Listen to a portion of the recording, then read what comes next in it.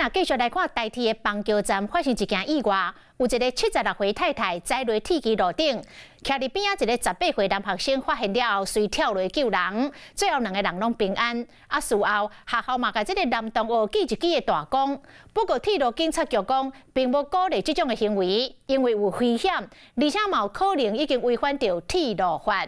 讲若发现有人栽落铁轨路，第一时间就要通报到台铁的人员，这才是正确的做法。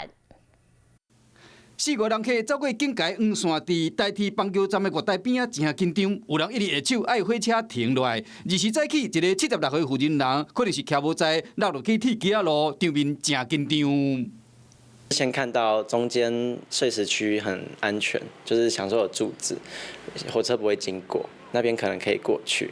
然后又左右看了一下，火车车头灯是还没进来的，所以我才赶下去。讲到当时伊确定安全无问题了后，才会敢去救人。伊的朋友伫边仔看到了后，烦恼甲目屎干目钱。朋友吓到了，他很紧张，然后又跑到对岸的月台看我这边的状况。妈妈是有吓到跳起床，她觉得我安全就好，相信我的判断。针对这个代志，台铁回应讲，这个老太太徛无在，滑落去月台骹腿有受伤，其他人客看到了，赶去甲解救。过药了已经无啥要紧啊。列车进站时，司机员预防性刹停，未影响列车行车安全。后续依违反铁路法，函移主管机关交通部铁道局裁处。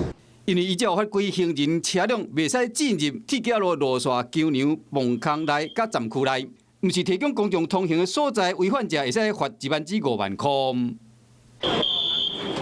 铁路警察局强调讲，并无鼓励民众跳落去铁轨路救人，除了造成本身的危险以外，嘛有可能违反铁路法。